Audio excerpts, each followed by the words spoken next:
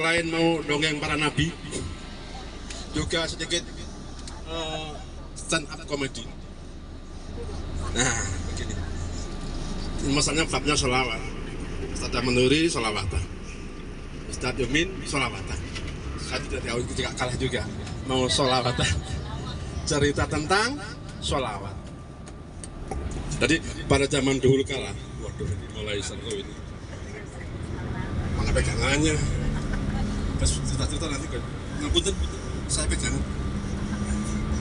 Jadi cerita tentang sholawat di suatu negeri, ini mungkin sudah banyak yang tahu semua, tapi saya sering dengar. Jadi Ustadz cerita, saya dengerin, ada di YouTube, saya dengerin lagi. Jadi sholawat ini, yang siapa yang bersolawat, maka Allah akan ganti 10 kali lipat sholawatnya. Nah, dengan baca sholawat, insya Allah semua urusan menjadi mudah, ya kan? Dengan sholawat yang gelap menjadi terang. Ini cerita di suatu negeri, saya nggak tahu, yang jelas ini cerita yang di Timur Tengah. Ada namanya ahli sholawat. Saya pikir namanya ahli sholawat itu sholawat ada yang ini kayak profesional ahli. Katanya ahli itu sebutnya orang yang sholawat, yang mendawamkan sholawat. Jadi ahli sholawat. Jadi ada beberapa dari saudara kita yang bukannya alergi sholawat, tapi tidak mengkultuskan sholawat, jadi sholawat yang ada di sholat. Tapi di pihak-pihak tertentu, sholawat itu bisa menjadi pisau, jadi zikir, jadi amalan khusus. Jadi ada suami istri, beliau adalah pengusaha, bisa juga dengan pedagang dan sebagainya. Beliau terlilit hutang kepada pemodal atau pengusaha yang lebih besar. Pada suatu saat, tidak panjang-panjang ya. Jadi Pak Ustadz Manuri terlalu panjang, KTP Ibu terlalu panjang, nggak asik katanya itu. Yang sedang-sedang, jadi saya potong-potong. Tapi sempat mimpi. Ya, kali karena berhutang pada pengusaha yang lebih besar untuk memodalin, dia nggak bisa. Jadi ceritanya tuh utangnya 1000 dinar. Mengingat pengetahuannya dinar, berarti ini ceritanya dari Jazirah Arab. Karena pada pas waktunya untuk bayar utang, bahasa Inggrisnya tuh nyaur. Itu bahasa Inggris dulu ya. Itu nyaur ya. Tadi Pak Ustadz Manuri tadi ada kena ini juga pakai bahasa lokal. Apa itu gunung-gunung itu kan saya nggak ngerti. Ini pakai bahasa Inggris juga namanya nyaur. Akhirnya diperkarakanlah sampai ke pengadilan. Dibawa ke pengadilan, dituntut bahwa si fulan punya hutang 1000 dinar tidak bisa bayar dan harus dihukum.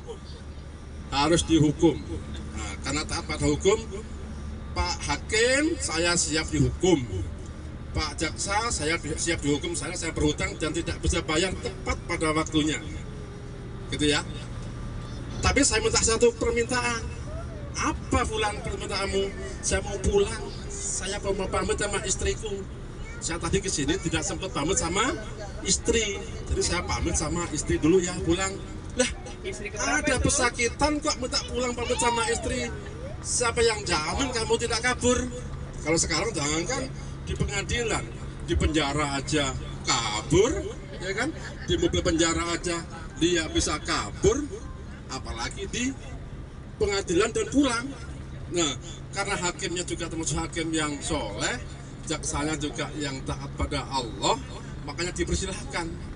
Dan semua yang hadir terheran-heran, kok Pak Hakim nggak adil? Ini satu terdakwa kok diperbolehkan pulang untuk terpamit sama istrinya. Mana ada begitu? Begitu selesai hakimnya juga terbengong-bengong. Oh iya ya, kok saya izinkan ya? Begitu. Singkat kata, terdakwa pulang, pamit sama istrinya. Bahasa Jawanya, Mae, saya dalam proses pengadilan saya berhutang karena usaha kita gagal, saya harus dihukum. Wah, nangislah istrinya. Gimana Pak, 1000 dinar dari mana? Dan besok itu harus membayar. Kalau besok nggak bayar, otomatis saya langsung masuk penjara dan dihukum. Wah, bagaimana nih Pak? Bingung lah. Akhirnya karena beliau ahli sholawat dan tidak pernah tidur sebelum baca sholawat 1000 kali. Baca sholawat 1000 kali, tidak kurang dan tidak lebih. Jadi setiap malam suami istri sebelum tidur baca sholawat. Ya oke lah kayak gitu Pak. Kalau gitu ya udah, kita nangis juga percuma, jalankan aja besok hukuman. Insya Allah saya ikhlas menghadap kepada Pak Hakim dan Pak Jaksa. Tapi jangan dilakuin ya, Pak Hakim dan Pak Jaksa, bukan itu. Itu babak kedua. Oke, kita ikhlas dengan mohon pada Allah dengan wasilah sholawat, mudah-mudahan Allah memberi jalan. Nah, setelah tidur biasa sampai baca sholawat 1000 kali, dan mungkin belum sampai 1000 mereka tertidur saking capeknya, saking suntuknya tertidur lah. Dalam tidur itu ada sesuatu yang beda dari malam-malam sebelumnya.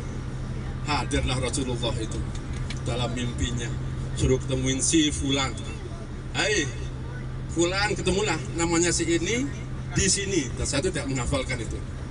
Begitu bangun pagi, si suami itu cerita sama istrinya, cerita bahwa dia suruh sebelum ke pengadilan suruh menghadap dulu sama si Fulan itu. Kebetulan saudara kaya juga, tapi bukannya menghutangkan, bukan. Jadi orang lain lagi. Si istri juga mimpi dengan mimpi yang sama. Akhirnya pagi itu berangkatlah si Fulan itu yang mau dipenjara, berangkat situ. Saya hadir di sini, ada salam dari Rasulullah untuk panjenengan. Ini bahasa Spanyol ini ya, panjenengan ya.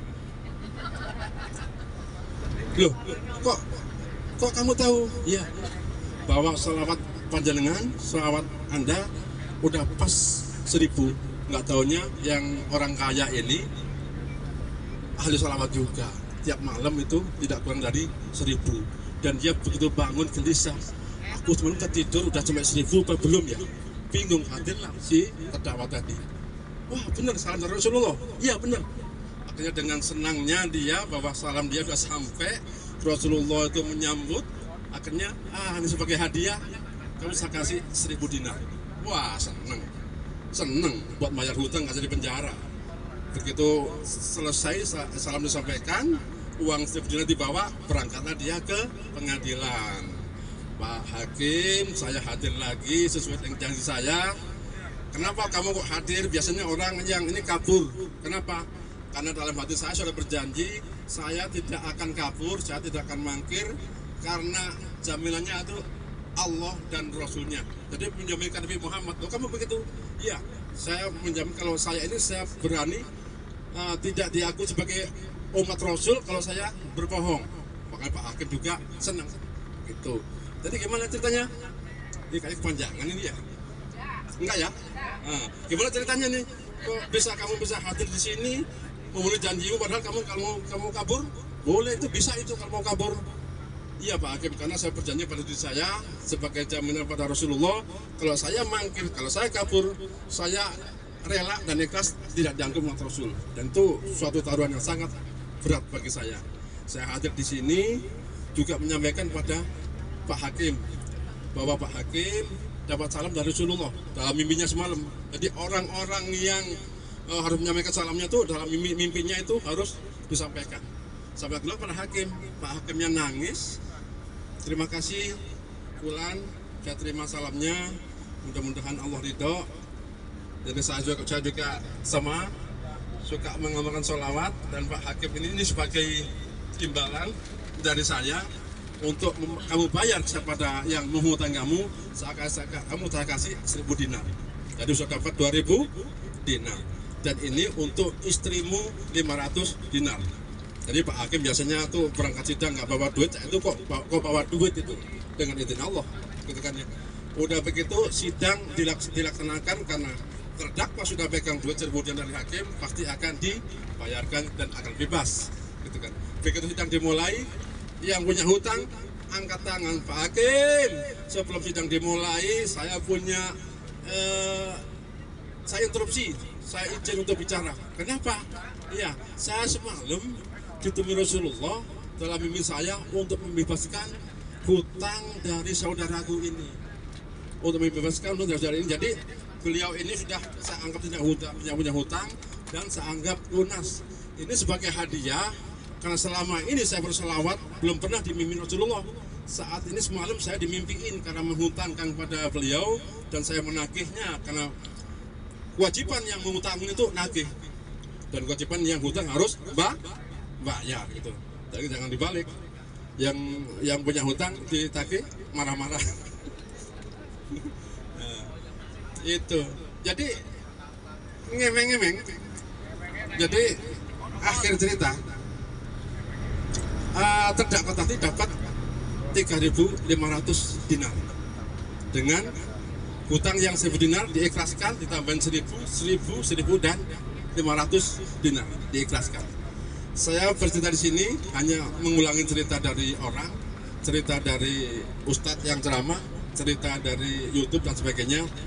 Dan saya tidak seperti itu. Saya bukan pengamal sholawat yang sampai 1.000 kali, tapi saya cinta sholawat. Mudah-mudahan bapak-bapak dan ibu sekalian juga cinta sholawat.